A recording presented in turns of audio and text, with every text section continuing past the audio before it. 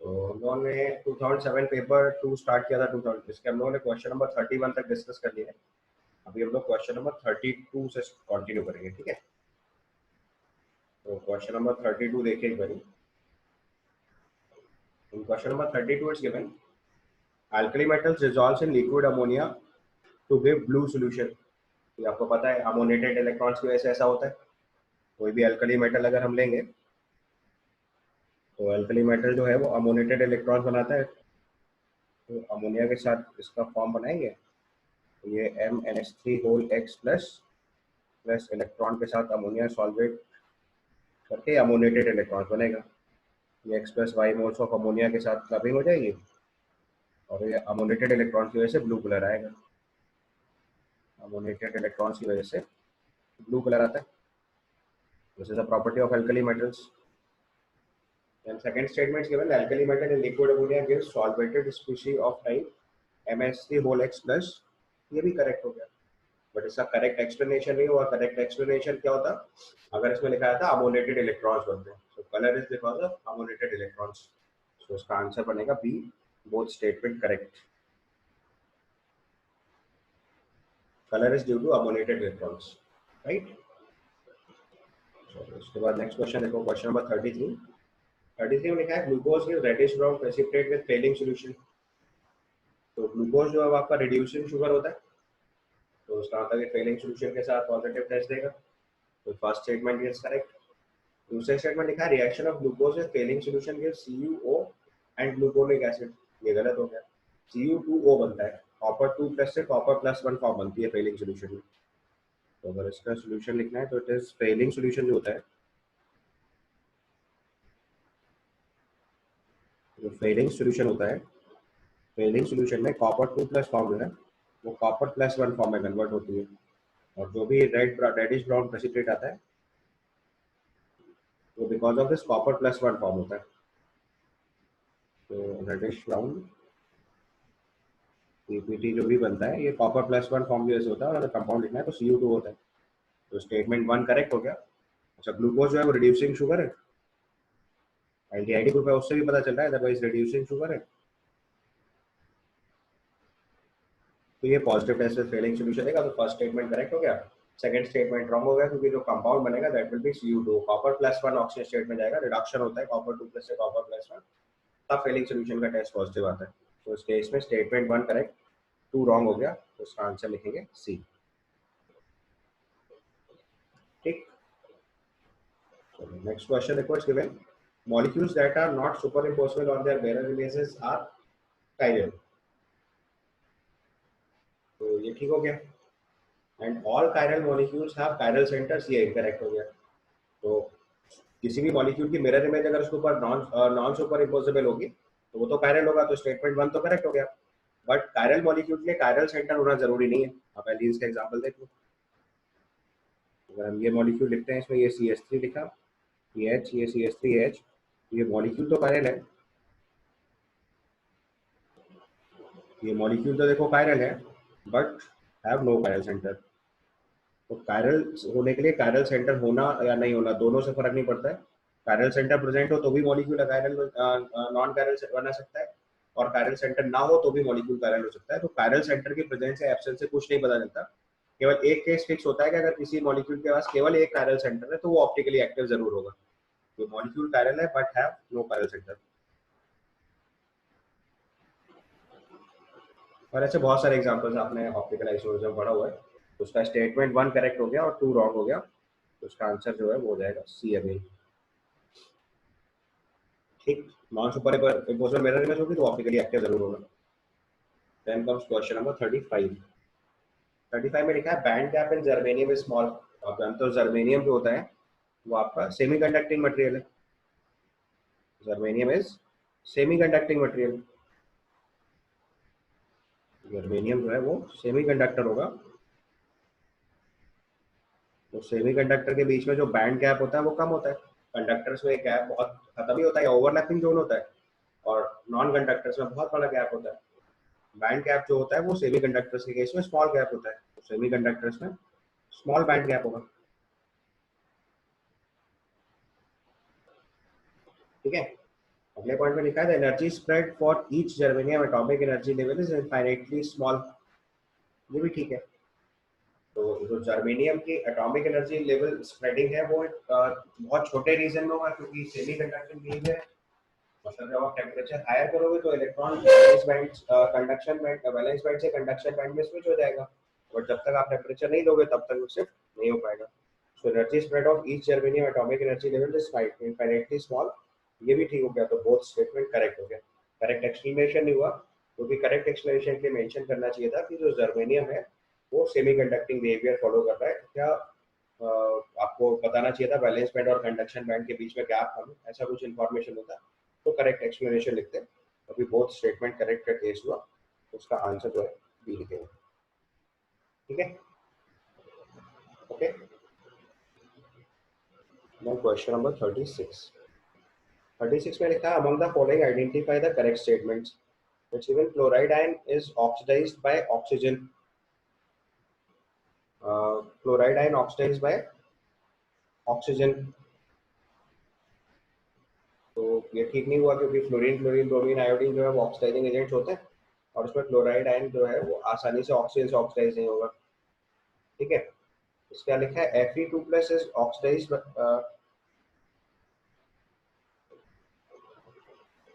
Fe2+ is oxidised by iodine.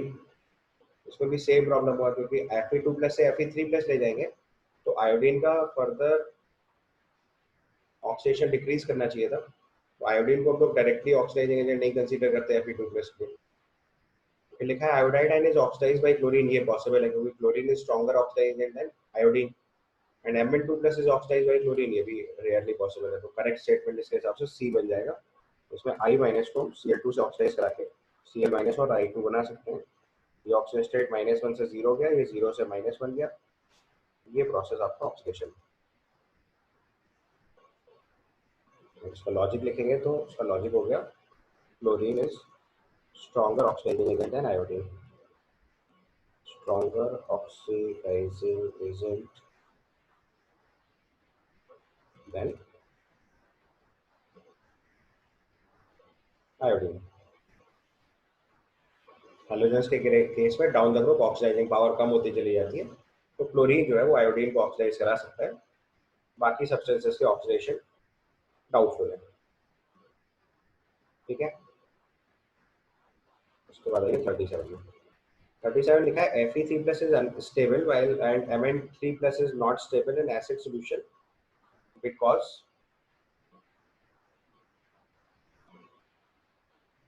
Fe3+ stable and Mn3+ is not stable in acid solution because, तो oxidation property है basically. अगर आप Fe3+ का form लिखेंगे तो ये कॉन्फ़िगरेशन के हिसाब से बनेगा 3d5 4s0, और Mn3+ का स्टेट लिखेंगे तो ये आ जाएगा 3d4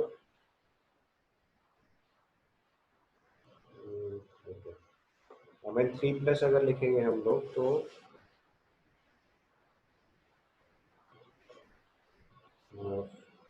4s2 3d5 होता है, 3 इलेक्ट्रॉन निकालेंगे तो 3d2 हो जाएगा, 3d4 हो जाएगा।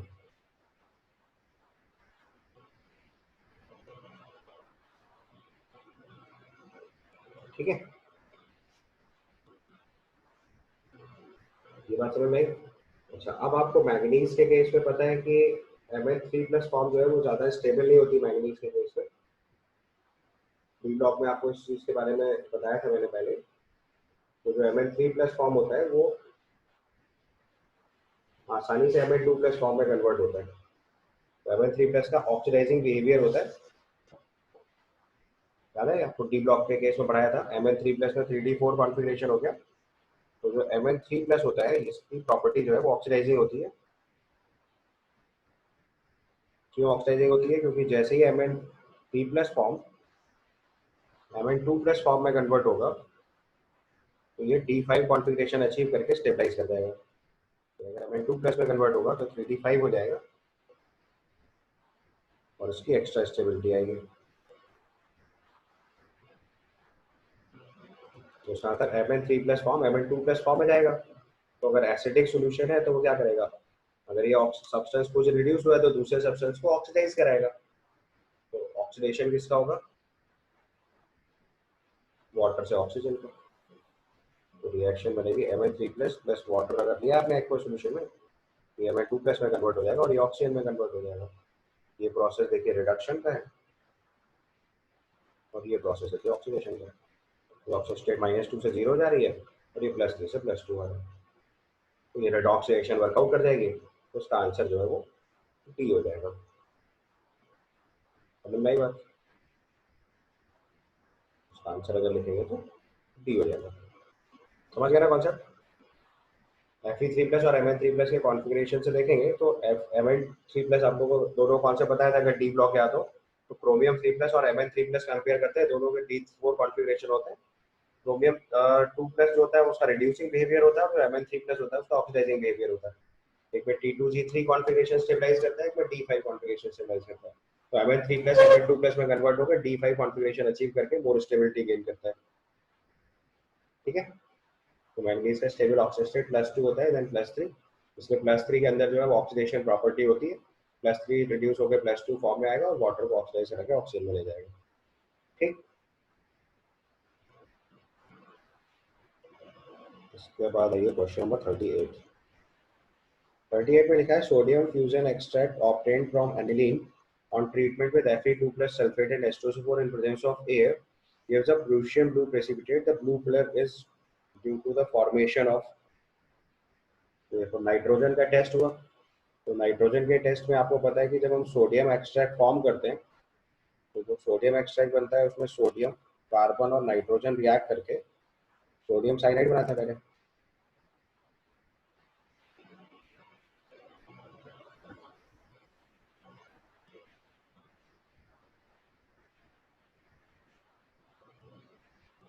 ठीक है, और फिर जो प्रूशियम ब्लू कलर बनता है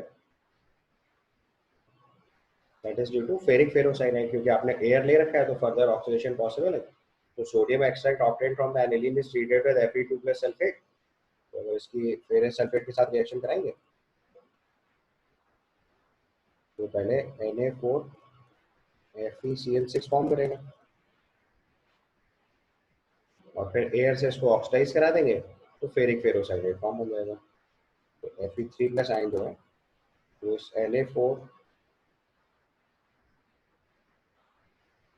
Na4FeCl6 से रिएक्ट करेगा, तो जो प्रूशियन ब्लू कलर बनता है that is ferric ferrocyanide Fe4FeCl6 whole twice, ये कलर आपका प्रूशियन ब्लू होता है।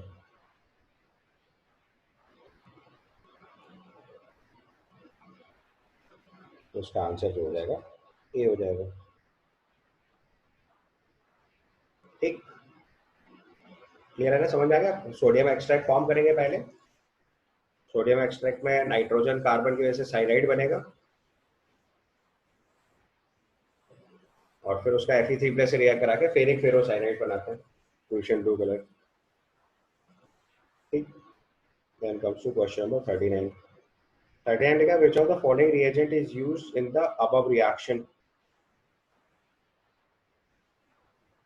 आई थिंक इसमें कुछ क्वेश्चन मिसिंग है अभी, तो क्वेश्चन पैराग्राफ बेस्ड था, इसमें रीमर डीमर रिएक्शन का कॉन्सेप्ट दिया हुआ है। तो फिनॉल में हम लोगों ने एक इंटरमीडिएट फॉर्म किया, फिर उसके बाद आगे की रिएक्शन वर्कआउट हो गई, फिर एक्वस HCl पूछा है, उसने पूछा which of the following reagent is used for the above reaction. अब जानते हो रीमर डीमर रिएक्शन में हम लोग chloroform in presence of base use करते हैं, तो हमारा इसका जो रिएजेंट होगा that will be chloroform in presence of base, तो आंसर विल बी डायरेक्टली सी। ठीक है, तो उसमें जो रिएक्शन होगी बेसिकली वो रीमर डीमर रिएक्शन है। तो अगर हमारे पास इससे ये प्रोडक्ट बनाना है तो उसमें CHCl3 in presence of base use करते हैं फॉलोड बाय प्रोटोनेशन। तो एक्वस HCl तो उसने लिखा ही हुआ है क्वेश्चन में, तो बस आपको जो रिएजेंट और ऐड करना है वो NaOH एंड क्लोरोफॉर्म है, तो उसका आंसर जो है वो सी हो जाएगा। शायद अगले क्वेश्चन पूछा था electrophile in the above reaction, उसमें डाइक्लोरोकार्बिन बनती है, याद है ना? क्लोरोफॉर्म की रिएक्शन में पहले बेस से कराते हैं, तो पहले एक H+ एलिमिनेट होकर CCl3- बनता है और फिर थर्मोलिसिस से डाइक्लोरोकार्बिन बनाते हैं। This is dichlorocarbene electrophile for this reaction. Your answer over here is C. ठीक है. तो लास्ट पार्ट में पूछा था structure of the intermediate I is. तो इंटरमीडिएट मार्क करना है आपको. तो इंटरमीडिएट में क्या होता है रिएक्शन में पहले डाइक्लोरोकार्बन का इलेक्ट्रोफिलिक एडिशन होता है. तो पहले बेस क्या होता है फिनॉक्साइड आयन बना देता है. तो आप चारों ऑप्शन में देखो फिनॉक्साइड आयन दे रखा है, उसमें तो कोई प्रॉब्लम ही नहीं है. सेकेंड स्टेप में डाइक्लोरोकार्बन जब रिएक्ट करेगा तो इलेक्ट्रोफिलिक एरोमेटिक सब्स्टिट्यूशन का प्रोसेस हुआ यहाँ पे. तो आप एक बार चाहो तो मैकेनिज्म स्टेप लिख लो. ये CH3 है. ये पहले फिनॉक्साइड आयन बनेगा बेस ऐड करने के बाद. ये डाइक्लोरोकार्बन पे इलेक्ट्रोफिलिक अटैक होगा बेंजीन रिंग से. तो स्टेप वन में एरोमेटिसिटी लॉस होके ये वाला फॉर्म बनेगा. एक H होगा और उधर एक CCl2 माइनस होगा. बाद में H जो है वो अपना इलेक्ट्रॉन देके एरोमेटिसिटी रीगेन करा के CCl2 के पास पहुंच जाएगा. तो जो इंटरमीडिएट फॉर्म होगा that will be O minus Na+. यहाँ पे CH3 और ये CHCl2. तो इसके हिसाब से आपका आंसर जो है यहाँ पे दैट विल बी बी. ठीक है. तो आंसर देख लीजिए आप. तो आंसर इसमें जो इंटरमीडिएट आई पूछा गया वो बी हो जाएगा. तो answer will be B over here. ठीक है. तो उसके बाद नेक्स्ट क्वेश्चन देखो दिया हुआ है मैचिंग कराना है आपको. तो उसमें देखो पहले तो आप रिएक्शन देखने शुरू करो फटाफट. तो पहले केस में O2 माइनस से O2 और O2 माइनस बना रहे हैं. So check the oxygen state. ये हो गया आपका -1/2. ये ऑक्सीजन स्टेट 0 और ये ऑक्सीजन स्टेट -1. तो डिस्प्रपोर्शनेशन रिएक्शन हुआ और डिस्प्रपोर्शनेशन ऑक्सीडेशन डेफिनेटली होगा. तो एक आंसर जो है P एंड S हो गया. One of the product is triangular planar and dimeric bridge tetrahedral. ये तो मैच नहीं करेगा. तो it is simply P and S. ठीक है. दूसरे पार्ट में देखो क्रोमेट आयन की H+ से रिएक्शन करा रहे हैं. तो अगर क्रोमेट आयन लेंगे और H+ से रिएक्शन कराएंगे तो डाइक्रोमेट आयन में कन्वर्ट हो जाएगा. एसिडिक मीडियम में क्रोमेट आयन जो होता है CrO4 - वो कन्वर्ट होकर बनेगा डाइक्रोमेट आयन Cr2O7 2-. तो आप देखो यहाँ पे ऑक्सीजन स्टेट का कोई चेंज नहीं है. ये भी +6 ऑक्सीजन स्टेट है, ये भी +6 ऑक्सीजन स्टेट है. तो it is not a redox reaction. तो ऑप्शन P और S खत्म. One of the product is triangular planar structure. वो तो पॉसिबल नहीं है. डाइक्रोमेट आयन का अगर स्ट्रक्चर ड्रॉ करोगे आप तो इसमें ब्रिज्ड ऑक्सीजन आएगी और टेट्राहेड्रल फिश शेप बनेगी. तो dimeric bridged tetrahedral metal ion ये वाला फॉर्म बनेगा. इसमें अगर आप ध्यान से ये वाला फॉर्म देख लो तो ये टेट्राहेड्रल बना हुआ देखिए. और इस टेट्राहेड्रल में एक ऑक्सीजन ब्रिज्ड है. ये 2 टेट्राहेड्रल का स्ट्रक्चर है जिसमें ये वाली ऑक्सीजन आपकी ब्रिज्ड है देखिए. तो इसके हिसाब से बी का आंसर अगर लिखेंगे तो it becomes R. Answer for B will be R. इसके बाद अगली रिएक्शन देखेंगे MnO4 - NO2 - एंड Na+. तो MnO4 क्या ऑक्सीडाइजिंग एजेंट है.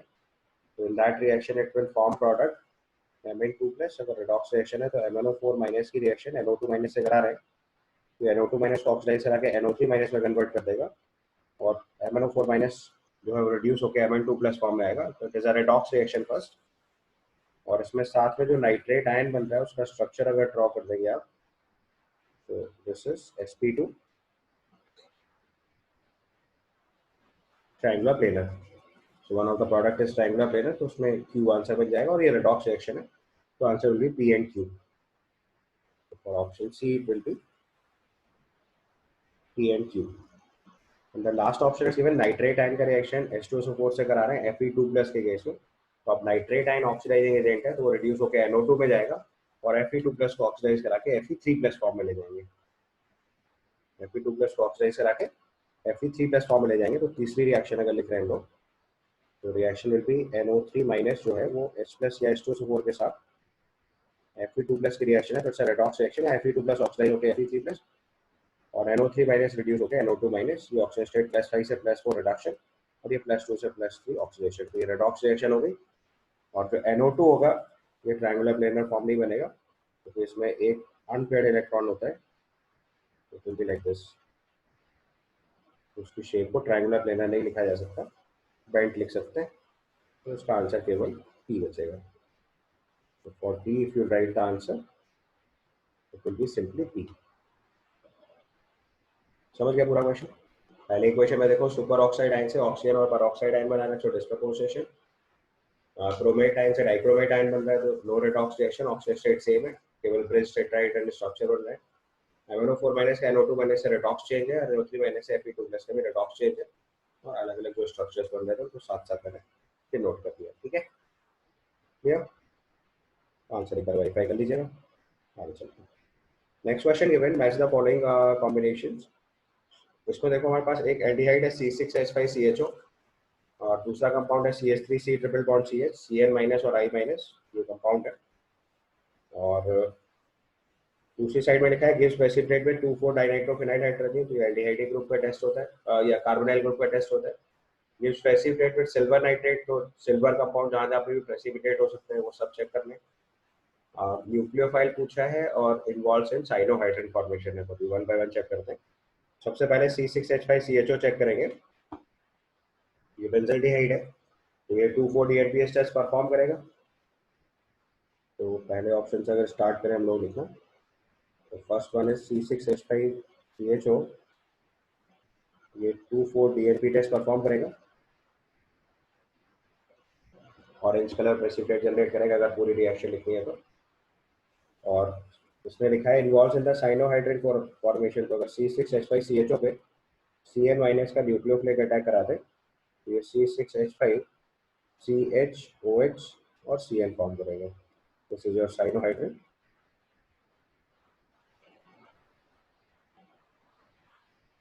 ठीक है, तो ये आपका कंफर्मेटरी टेस्ट हो गया, तो ए का आंसर बन गया तुम्हारे लिए P&S, न्यूक्लियोफाइल ऐड ही है, और सिल्वर नाइट्रेट से अच्छा प्रेसिपिटेट नहीं आएगा। ठीक है, टॉलरेंस रिएजेंट टेस्ट अगर मान भी ले, ऑल्दो टॉलरेंस के लिए अमोनिकल सिल्वर नाइट्रेट लिखा होना चाहिए था पहले, तो वो भी एक फॉल्ट है। और सपोज करो अगर आप इसको अमोनिकल सिल्वर नाइट्रेट भी अज्यूम कर लो, तो फिर रिएक्ट करो टॉलरेंस रिएजेंट के केस में टॉलरेंस रिएजेंट को वर्कआउट कर सकते थे, बट वही अमोनिकल नहीं लिखा है तो विल नॉट अज्यूम। अगर अमोनिकल सिल्वर नाइट्रेट लिखते तो सिल्वर मिरर फॉर्म होता, तब भी वाइट प्रेसिपिटेट नहीं होते। तो मींस इसका आंसर क्यों नहीं लिखा जा सकता किसी भी कंडीशन में। बी वाले फॉर्म पे जाएंगे तो बी वाले केस में देखो CH3CN दे रखा है हमारे पास, तो CH3CN का सिल्वर नाइट्रेट के साथ व्हाइट प्रेसिपिटेट कंसीडर कर सकते हो, सिल्वर एसिड टाइप। तो यहाँ पे भी कंडीशन अमोनिकल लेनी पड़ेगी तभी काम बनेगा। ठीक है, बाकी DNP टेस्ट नहीं देगा, न्यूक्लियोफिलिक कंडीशन भी नहीं काउंट करनी और साइनोहाइड्रिन भी फॉर्म देगा। तो उसमें और कोई ऑप्शन मैच ही नहीं कर रहा है, तो आपको अज्यूम ही करना पड़ेगा कि अमोनिकल मान लिया जाए इसको। तो you may say it as a fault of a question। CH3C triple bond CH की रिएक्शन अमोनिकल सिल्वर नाइट्रेट अगर लेते हैं तो ये टॉलरेंस रिएजेंट चाहिए होता है यहाँ पे बेसिकली,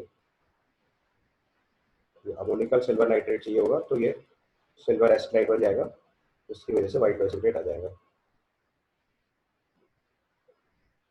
और कोई ऑप्शन फिट नहीं हो रहा, तो हमें उसे अमोनिकल एज्यूम करके सॉल्व करना पड़ेगा। सी पार्ट में देखो Cn माइनस की रिएक्शन करा रहे हैं, तो DNP टेस्ट तो नहीं देगा वो, बाकी सिल्वर साइनाइड का व्हाइट प्रेसिपिटेट आएगा, न्यूक्लियोफाइल ये है और साइनोहाइड्रिन फॉर्मेशन में यूज होगा, तो उसका आंसर हो जाएगा QRNS। अगर हम यहीं पे साथ साथ आंसर लिखते चले तो बी का आंसर हो गया केवल Q। उसके बाद सी पार्ट अगर डील किया जाए, तो सी पार्ट में देखो जो सिल्वर साइनाइड है, AgNO3 की रिएक्शन अगर Cn माइनस से करेंगे तो सिल्वर साइनाइड का व्हाइट प्रेसिपिटेट आ जाएगा। सिल्वर के केवल दो ही सॉल्ट वाटर सॉल्युबल होते हैं, एक सिल्वर नाइट्रेट एक सिल्वर फ्लोराइड, बाकी सब प्रेसिपिटेट होते हैं, तो सिल्वर साइनाइड प्रेसिपिटेट कर जाएगा। और Cn माइनस न्यूक्लियोफाइल भी, और साइनोहाइड्रिन फॉर्मेशन में देखो पहले स्टेप पे मैंने रिएक्शन लिख के दिखाई हुई है, तो सी के लिए आंसर हो जाएगा QRLS।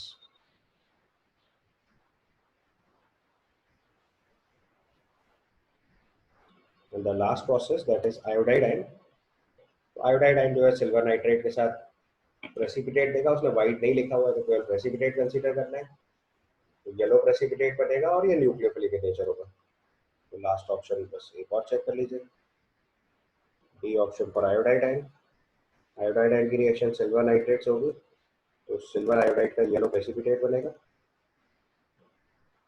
और ये न्यूक्लियोफिलिक नेचर है, तो इसका आंसर हो जाएगा डी का आंसर Q एंड R। तो बी का आंसर आर क्यों नहीं हो सकता? हाँ बेटा, बी का आंसर तो होता ही है ना, आई माइनस सिल्वर नाइट्रेट के साथ प्रेसिपिटेट भी देगा येलो कलर, और आई माइनस न्यूक्लियोफाइल तो होते ही। सर बी ऑप्शन का आर, मतलब एल्काइन न्यूक्लियोफाइल क्यों? अल्काइन को न्यूक्लियोफाइल कैसे बोल देंगे? अल्काइन के ऊपर इलेक्ट्रोफाइल अटैक करेगा तो रिएजेंट थोड़ी ना हुआ। CH3 C triple bond CH का नेचर न्यूक्लियोफिलिक बोल सकते हो, क्योंकि इसके पास इलेक्ट्रॉन डेंसिटी हायर है, बट ये एज एन डायरेक्टली अटैक थोड़ी कर सकता है। जब तक इसके पास इलेक्ट्रोफाइल नहीं आएगा तब तक इसकी रिएक्शन होगी, so you can't consider it as a reagent. ठीक है, so it is not considered as a reagent. Electrophile and nucleophiles are reagent. आप नेचर बोल सकते हो इसका इलेक्ट्रॉन नेचर इलेक्ट्रॉन डेफिशिएंट है, बट जब तक वो रिएजेंट नहीं होगा तब तक उसका कोई पॉइंट नहीं। सो ट्रिपल बॉन्ड प्रॉब्लम न्यूक्लियोफाइल नहीं बोल सकते।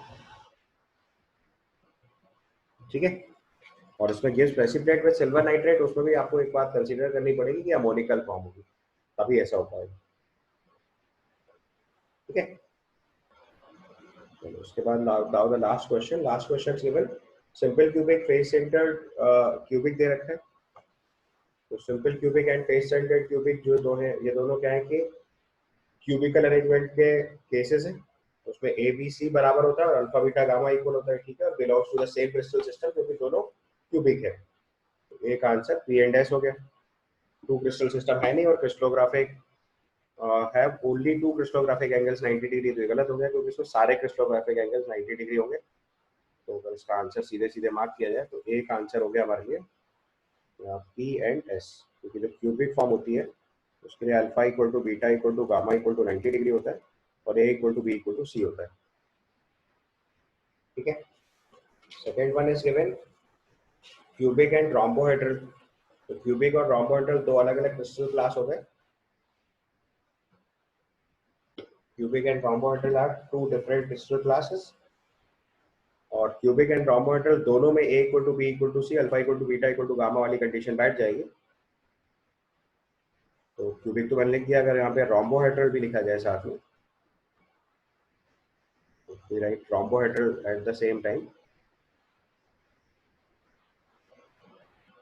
तो रोम्बोहेड्रल के लिए A equal to B equal to C भी होता है, और alpha equal to beta equal to gamma होता है, बट 90 डिग्री नहीं होता। तो क्वेश्चन में केवल alpha equal to beta equal to gamma दिया हुआ है, तो उसका आंसर ए फिट हो जाएगा। दो क्रिस्टल क्लास है, ये भी सही है। Have two crystallographic angles 90 degree, ये गलत हो गया। Belongs to the same crystal class, ये भी गलत हो गया। तो उसका आंसर आ जाएगा पी एंड क्यू। तो right answer for B it is P and Q. ठीक है, इसका लिखा है क्यूबिक एंड टेट्रागोनल। तो यहाँ पे अगर टेट्रागोनल फॉर्म लिखे पहले, टेट्रागोनल फॉर्म के लिए A equal to B but not equal to C होता है, और alpha equal to beta equal to gamma equal to 90 degree होता है। This is tetragonal. So cubic and tetragonal both are two different crystal classes, और उसके सारे angle 90 है, इसलिए आर भी नहीं काउंट करेंगे। तो उसका आंसर सिंपली क्यू बचेगा। The last form hexagonal and monoclinic. तो अगर हेक्सागोनल की फॉर्म लिखेंगे तो आप देख सकते हो, जो टेबल मैंने आपको बोला था एनसीईआरटी से लर्न करने के लिए, पूरी पूरी टेबल देखो यूज करा ली है, सारे क्रिस्टल सिस्टम पूछ लिया आपसे। हेक्सागोनल के लिए A equal to B but not equal to C, alpha equal to beta equal to 90 degree, and gamma equal to 120 degree. ये आपकी हेक्सागोनल फॉर्म हो गई। अब दूसरा टर्म पूछा है मोनोक्लिनिक। मोनोक्लिनिक के केस में A not equal to B not equal to C, और alpha equal to gamma equal to 90 degree, and beta equal to 120 degree. Sorry, alpha equal to gamma equal to 90 degree, and beta is not equal to 90 degree. Beta not equal to 90 degree. तो दो angle 90 आ गए इसमें। तो hexagonal और monoclinic में दो दो angle 90 degree है, तो आर वाला फॉर्म मैच कर जाएगा। डिफरेंट क्रिस्टल क्लास है, ये मैच कर जाएगा। तो उसका आंसर क्यू एंड आर हो जाएगा। So for D part your answer is Q and are.